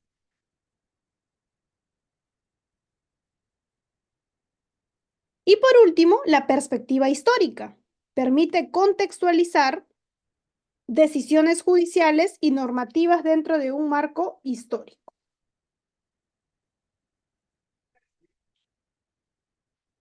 Bien. Ahora, integración en la redacción de textos jurídicos también es otro punto importante. Estrategias de utilización. ¿Qué podemos indicar a continuación? Lo siguiente. Citas y referencias, que es lo que vamos a ver a continuación, el análisis crítico y la coherencia. En relación a lo primero, en estrategias de utilización, citas y referencias, incorporación de citas directas de leyes, jurisprudencia y doctrina relevante para respaldar argumentos. Lo vamos a ver a continuación, como les digo, citas y referencias, cómo citar correctamente cuando es la Constitución, cuando es un código, cuando es una ley, entre otros. Lo vamos a ver ahora. Citas y referencias. El análisis crítico, la evolución y comparación de diversas interpretaciones doctrinales para fortalecer la posición propia. Yo quiero presentar una postura y para esto puedo reforzarme en jurisprudencia, en doctrina, entre otras. Y coherencia argumentativa, manteniendo la estructura lógica y coherente que sustente la tesis planteada desde el inicio hasta el fin. Integración de la redacción de los textos jurídicos. El citado de jurisprudencia implica hacer referencia a decisiones previas de los tribunales que han establecido precedentes legales relevantes para el caso en cuestión. Lo vamos a ver también, cómo citamos una jurisprudencia, porque también verán que muchas de las veces también importa revisar estas. Yo les aconsejo, y esto ya es como un aspecto muy personal, que revisen la jurisprudencia, ya sea a favor o en contra, porque ahí van a saber cómo es que resuelven los jueces los casos. Yo no puedo ser un litigante sin saber cómo puede resolver o cuál es el matiz que puede optar de resolución del caso el juez. Entonces, muy, muy importante, el citado de jurisprudencia. Incluye la cita directa de fallos judiciales específicos, así como la interpretación. A veces se quiere colocar el fundamento jurídico para efectos de que la judicatura se ilustre, por ejemplo, en primera instancia. Y quiero presentarle cómo este caso no debería llegar a la Suprema, pero si llega a la Suprema, así van a resolver. Aquí está, señor juez. Esta es la casación tal de fecha tal, fundamento jurídico tal. Y así. Y la doctrina también marca esto, y así sucesivamente. Entonces, esto hace que nuestra redacción, ¿no? Sea íntegra, sea totalmente compacta y sólida. Y acá venimos con el uso de citas y jurisprudencia, que es la parte más importante a la que me quiero dedicar en estos últimos minutos que tenemos. Las funciones principales, la fundamentación legal, la argumentación persuasiva, el establecimiento de precedentes. Lo primero, fundamentación legal. ¿Cuál es la base sólida y autorizada para la interpretación de las leyes? Lo primero es las leyes, como les digo. No podemos avanzar sin antes revisar específicamente de qué se trata, este aspecto. Si yo no entiendo, si yo no comprendo correctamente la ley, ¿cómo puedo ubicar jurisprudencia? ¿Cómo puedo ubicar la doctrina? Igual, en lo siguiente, la argumentación persuasiva fortalece los argumentos al respaldarlos con ejemplos concretos, como con casos reales en los cuales se han resuelto por nuestros tribunales. Y el establecimiento de precedentes. Acá viene sentencias del Tribunal Constitucional, sentencias del Tribunal Supremo o sentencias de la Corte Suprema, entre otros, contribuye a la evolución del derecho al establecer nuevos precedentes y reafirmar interpretaciones existentes. Ahora, sobre eso también una nota al pie. Es muy real, muy cierto que la doctrina, que puede tener alguno de los matices, tiene o ha dado un giro en relación, perdón, la jurisprudencia ha tenido algunos aspectos que ha generado la no uniformidad, que es uno de los objetivos que debe tener claramente la jurisprudencia en particular, y esto ha generado específicamente posiciones encontradas, totalmente polarizadas. Un ejemplo, ¿te puede discutir la tipicidad en una audiencia de prisión preventiva? La respuesta es no lo sé, porque algunas casaciones, 626-2013 Moquegua, entre otras, nos dice no se puede, porque eso tiene que hacerse en una excepción de improcedencia de acción. Pero hay otras casaciones, como la 425-2018, si no me equivoco, Piura, que nos dice que sí es posible. Y otras. Entonces, si la finalidad es uniformizar con la jurisprudencia por qué tenemos posturas totalmente polarizadas. Un sí radical y un no radical. ¿Con qué nos quedamos?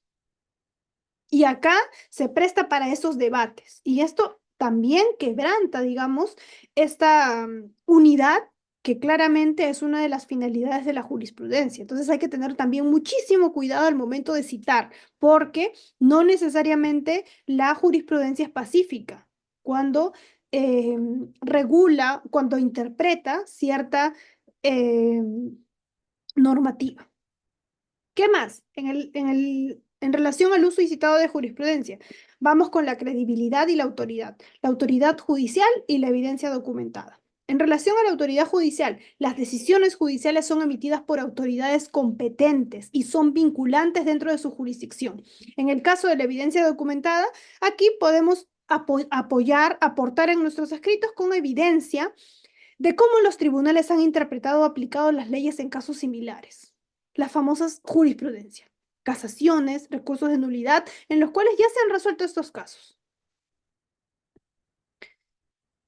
Tuve también un caso en relación a esto último, la evidencia documentada, ¿no? Por ejemplo, que se estaba solicitando la revocatoria a un sentenciado por no pagar la reparación civil. Puntualmente no había pagado 300 soles de la reparación civil y faltando unos días para vencer el periodo de prueba, la fiscalía había requerido y la defensa que había tenido, que había sido totalmente deficiente, eh, no sabía de qué se iba a tratar la audiencia de revocatoria, que tenía ya el mismo nombre. Entonces, declararon fundada la revocatoria y en la apelación se estaba verificando si es que la persona tenía que ir o no presa.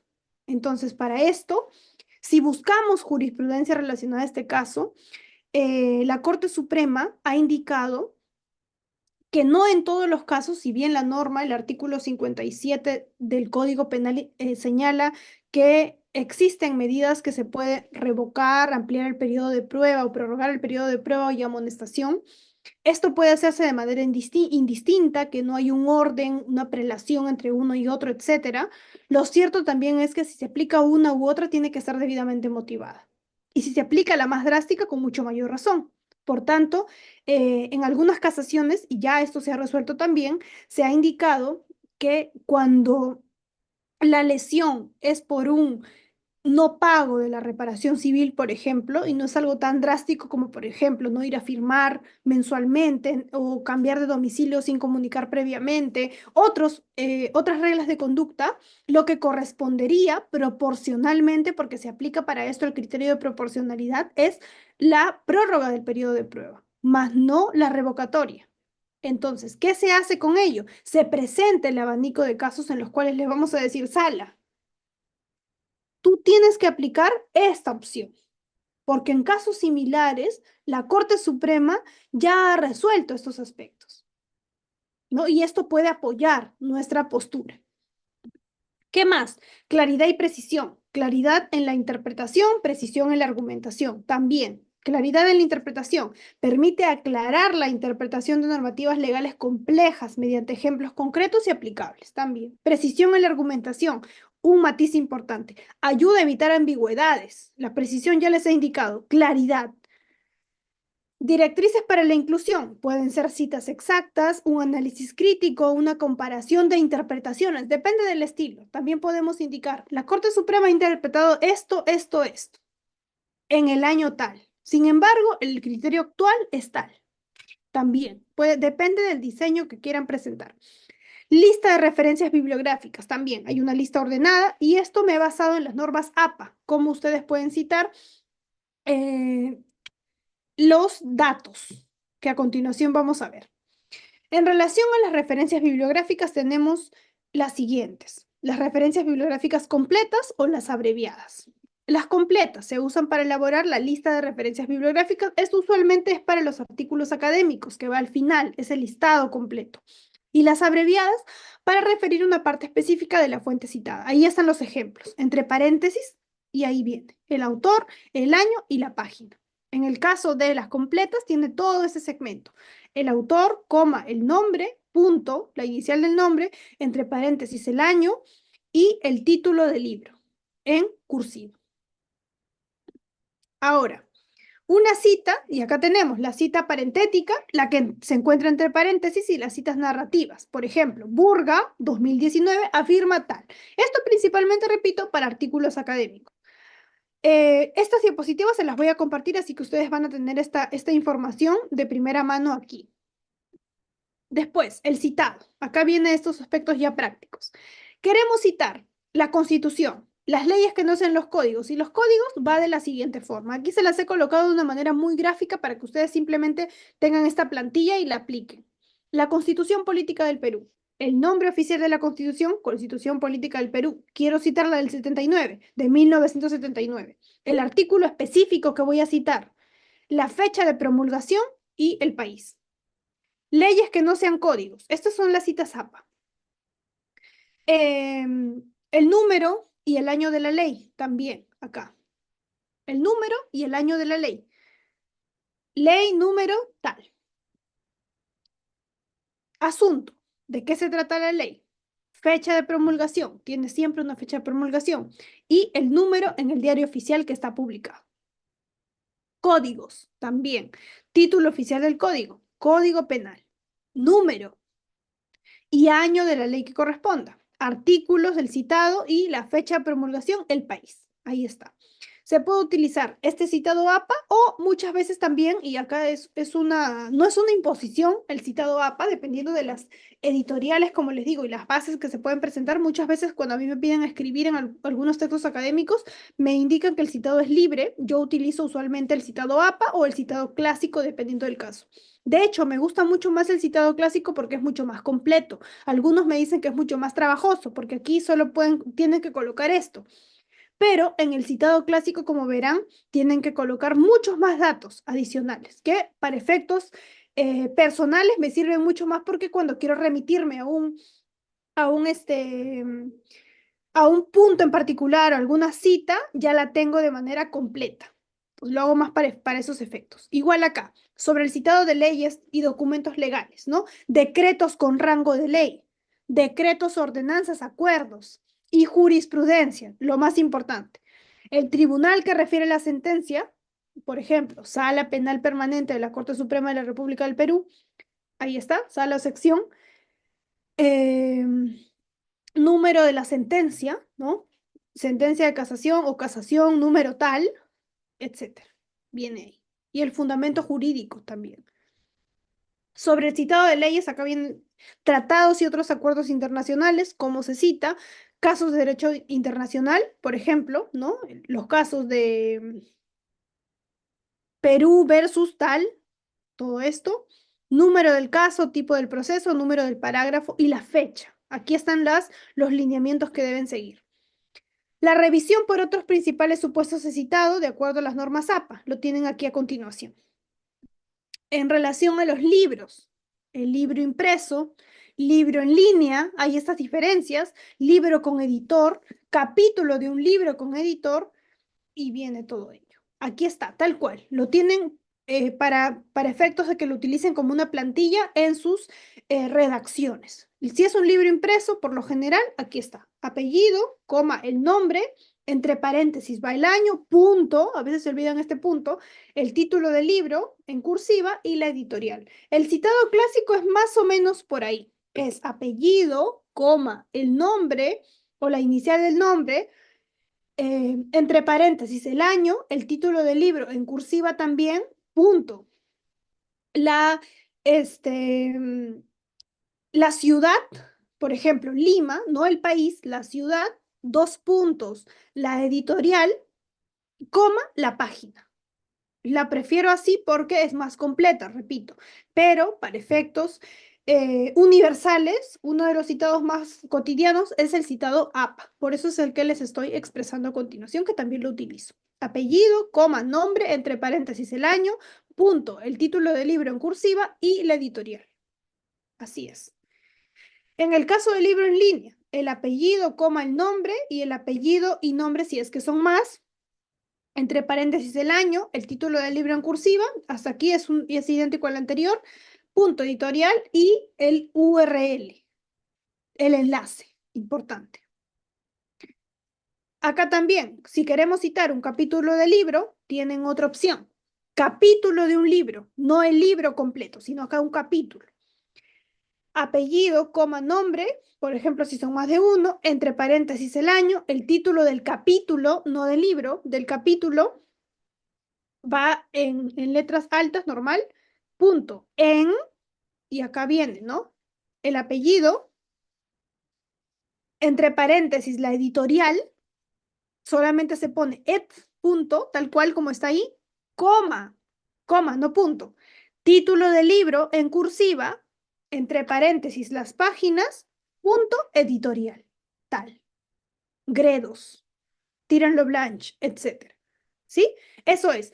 Revísenlo minuciosamente porque miren, lo que importa es que ustedes tengan esta plantilla, seguramente más adelante lo van a aprender de memoria, porque esto va a ser así, estoy segura, es que tengan en cuenta cuándo se utiliza el punto, cuándo se utiliza la coma, cuándo utilizamos el título normal, ¿no? Y en otros supuestos, el título del libro en cursiva, los paréntesis, entre otros. ¿Sí? Eso es lo más importante que debo rescatar de ello. En el caso de las revistas, por ahí, la misma línea. El artículo en periódico, ahí lo tiene. En el caso de tesis o disertaciones, también va en ese supuesto. Disertaciones o tesis impresas no publicadas recuperadas de la universidad, ahí tiene. Apellido, coma, nombre, el año, el título de la tesis. Y ahí está ese paréntesis es en caso haya tesis de doctorado no publicada o publicada, dependiendo, nombre de la institución académica, ¿no? Tesis para optar el título de qué universidad. Allí es que va. Y aquí tienen todas las opciones. Entrevistas, si quieren citar alguna entrevista, también. Todo esto tiene cita, porque ustedes no están recogiendo las frases, las palabras, no son propias, son de otras personas. Entonces hay que respetar el derecho de autor y por tanto citarlas correctamente. Las citas, las entrevistas van de este modo citadas. Informes y reportes. Por ejemplo, quiero citar el informe estadístico penitenciario de julio 2024 del INPE. Aquí está, los informes. ¿Qué informe es? ¿Qué número? Nombre del editor, URL de ser el caso. Archivo PDF, igual. Apellido, nombre, el año, el título del artículo, si lo quiero citar, y el enlace. Todo esto, repito, se los voy a compartir para que lo tengan en cuenta y puedan utilizar esta información al momento de citar. Recuerdo, en una primera ocasión yo lo que hacía era imprimir, ahora todo es la virtualidad, pero imprimí estas citas para tenerlas allí y reforzarlas de memoria, porque hay que aprender de memoria esta estructura del citado. Es muy importante. Bien, con todo esto les voy a agradecer por la exposición y quedo atenta a las preguntas que tengan a bien formular. Les voy a compartir, repito, toda esta información por intermedio de Reader para que ustedes tengan esta línea de citado. Acá dejo también mis datos de contacto por cualquier cuestión y les agradezco la atención prestada. Sé que un día domingo, muy complicado, que a veces se puedan conectar, pero siempre es un gusto, un honor participar en este tipo de exposiciones y más aún con tanto público, cada vez más grande. Va creciendo la familia de Udiápolis y eso es muy relevante de resaltar. Muchísimas gracias a ustedes porque nosotros participamos y estamos aquí justamente por ustedes. Así que les agradezco muchísimo y hasta una siguiente oportunidad. Quedo atenta a las preguntas. Reader, por favor. Muchas gracias, doctora Jacqueline López Ruiz. Estimados participantes, ya saben, si desean preguntar, por favor, relacionados al tema, ¿ok? Con cámara activa y una pregunta por estudiante. Por favor, la pregunta directo, no se respondan ustedes, sino que la pregunta directa a nuestra docente, ¿ok? Entonces, los que no se han matriculado, ya saben, dejen su número de celular en el chat que mañana me estoy contactando con ustedes. Doy pase a Trini. Trini, adelante, buenas noches.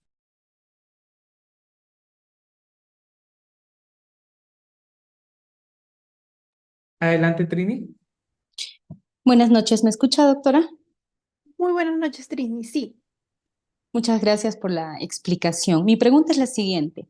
Habló sobre la cronología y una línea del tiempo que usted acostumbra preparar. ¿Nos podría ahondar un poquito más cómo hacerlo, cómo realizarlo y en qué caso lo recomienda usar más? Por ejemplo, en un alegato de clausura o en un alegato de apertura o en ambos quizás. Esa es mi pregunta. Gracias. Muchas gracias, Trini, por la pregunta y esto me permite también reforzar lo que he indicado en la sesión. Bien, es una, digamos, una estrategia que puede ser una herramienta práctica para los litigantes, utilizar una línea de tiempo, entre otras, por ejemplo, un índice, ayudas memorias u otros, pero la línea de tiempo tiene esta riqueza de que nos va a expresar un relato cronológico de los hechos. Y repetí también, les indiqué que esta línea de tiempo no necesariamente es con los hechos, también es con las normas, entre otros. Entonces, les recomiendo en qué casos utilizar. Si estamos en un juicio, para efectos de la pregunta directa que me has formulado, si estamos en un juicio, por ejemplo, claro, si yo quiero presentar un alegato de apertura en el cual, y esto depende del caso, necesito resaltar cronológicamente cuándo sucedió, en qué momento sucedió, a qué hora sucedió, yo recomiendo utilizarlo en un alegato de apertura. ¿Y por qué no? Con mayor razón en un alegato de clausura. Lo puedes utilizar en ambos, porque recuerda que en los alegatos de apertura tú vas a prometer de qué vamos a probar en juicio y en alegatos de clausura vas a decir, está probado esto, está probada mi línea de tiempo, con tal, cual, etcétera. Entonces, sí se recomienda en ambos supuestos, pero depende. ¿Depende de qué? Depende del caso, depende de la complejidad de este y si es que están las posibilidades de realizarlo, yo les indicaría que opten por hacerlo. Definitivamente una línea de tiempo, tener un relato cronológico va a marcar una diferencia entre un litigante y otro, porque significa, entre otras cuestiones, que conoces el caso, que conoces muy bien el caso y que conoces los hechos, cómo se han realizado de manera circunstanciada. Y esto no solamente ayuda a la defensa, también a la fiscalía. La fiscalía con mayor razón debe conocer los hechos. Bien, muchísimas gracias Trini por tu consulta. Muy bien, gracias, doctora. Estimado Pablo Tanaka, una pregunta. Gracias. ¿Qué tal? Muy buenas noches a todos. Buenas noches, doctora Jacqueline. Una consulta. ¿También es válido presentar pantallazos de grabaciones, por ejemplo, de YouTube, aumentando también no, colocando también el enlace y el RL? Muy bien. Sí, claro. Es que esto ya va a depender mucho de los refuerzos que usted va a utilizar al momento de presentar un escrito. Por ejemplo, me ha tocado en un caso, y acá alusión a lo que usted está preguntando, en el cual, por ejemplo, se está imputando falsedad ideológica a un grupo de médicos por haber supuestamente emitido certificados de defunción falsos. ¿Ok? Ellos no estaban en ese momento laborando en tal lugar, pero se ha emitido con su usuario y su contraseña. Entonces, uno de los alegatos o una de las formas defensivas que tenemos para este caso y que se tuvo, porque es un caso ya concluido, es el siguiente, que en una oportunidad, puntualmente en pandemia, ¿no? RENIEC, ¿qué hizo? Hizo un tutorial en público, totalmente, buscan ustedes ese enlace y les va a aparecer. Hasta la fecha no ha sido eliminado. ¿Y qué pasó? Que en ese tutorial se indica que el usuario y la contraseña han sido reiniciados de todos los médicos y que a partir de ahora tu usuario y tu contraseña es tu número de DNI. Díganme si acaso ahora no es tan permeable acceder solo con el número de DNI, si ya le colocamos menos controles, es tan permeable este tipo de controles. Entonces, yo, sin ser médico, solo sabiendo el número y DNI de tal persona, puedo emitir certificados de defunción o podía hacerlos. Ahora ya hay controles mucho más fuertes, como ustedes saben que hubo diversos escándalos en RENIEC, porque se colocaban como personas fallecidas a quienes no eran o personas que estaban vinculados con la delincuencia, etcétera. Entonces, viene esto. ¿Y qué se presentó? Pantallazos, ¿no? Entre otros aspectos, ¿no? También se puede presentar un USB con esta información, ya depende del estilo, pero si usted lo quiere reforzar en un escrito, claro que sí, puede presentar el pantallazo, tiene que presentar definitivamente el enlace del cual ha sido recogido y la fecha de consulta. que ha precisado. Recuerde además que cuando presenta una información, cuando aporta una información, siempre tiene que precisar pertinencia y utilidad de este documento o pertinencia y utilidad de este pantallazo. No solamente la ubicación, sino también la importancia, el aporte probatorio que tiene ese elemento que ha presentado. Muchas gracias, doctora Jacqueline. Estimada Teresa, adelante, por favor, una pregunta.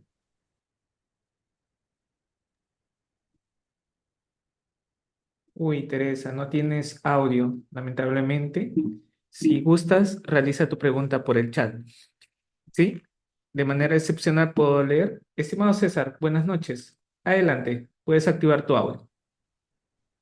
Buenas noches, doctora. En lo que acaba de mencionar, yo tuve un caso en que en la investigación preliminar en la fiscalía mencionamos links porque habían varios videos que revisar y estaban en las redes, eran entrevistas. Y cuando ya estábamos en las diligencias nos dicen, nosotros no revisamos los links porque tenemos problemas con el internet. Tendrían que traernos los videos grabados con USBs.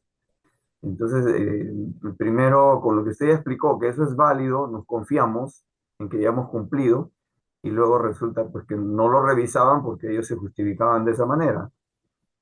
¿Qué hace en ese caso? Muy bien. Y así como usted comenta ese caso, sucede al revés. Sucede que se envían muchas veces USB y te dicen, bueno, no lo abrimos porque no tenemos tiempo, no tenemos esa herramienta de la PC para colocar el USB, entre otras cuestiones, ¿no? Entonces, ¿qué hacemos? ¿Presentamos el USB y no lo otro o presentamos solamente el pantallazo y no lo otro? Yo aconsejo presentar ambos, ¿no? Y además, importante, se deja constancia escrita de que se ha presentado. Primero, la fiscalía no puede por un motivo técnico, tecnológico, evitar realizar la diligencia, porque lo que podría hacer en otras cuestiones es programar una diligencia o, por ejemplo, hacerlo a nivel policial, porque también puede apoyarse por la Policía Nacional del Perú en casos de diligencias preliminares o investigación preparatoria, apoyarse sobre esta y hacerlo en un ambiente adecuado en la que participen con igualdad de armas las partes y se pueda visualizar el video que usted ha presentado. Entonces, importante es que se presenten en ambos formatos. El USB debidamente lacrado, porque eso tiene que presentarse en un sobre, por ejemplo, bien sellado, indicándose todo esto. Esto lo va a lacrar la persona que lo recibe para verificar ello. Y en la oportunidad que corresponda, se va a citar a las partes para la visualización, por ejemplo, de ese video o de esos pantallazos. Pero por otro, y se va a levantar acta claramente, pero por otro lado, si usted lo presenta por escrito, donde va a precisar utilidad, pertinencia, etcétera, también es una opción, pero esto es incompleto. Claro, porque solamente estoy presentando los pantallazos. Yo tendría que verificar todo completo, de dónde viene, cuál es la fuente, si existe o no el pantallazo, si está editado o no, etcétera. Entonces, para todos los efectos, sería importante presentarlo en ambos formatos. Y si en algún momento se archiva la causa, por ejemplo, o se continúa sin realizarse ese elemento, se tiene la constancia escrita de que se ha presentado en tal oportunidad y se ha pedido la visualización y no se ha realizado. Eso sí es una acción atribuible puntualmente a la fiscalía y no a la defensa. Eso es, estimado César. Muchas gracias.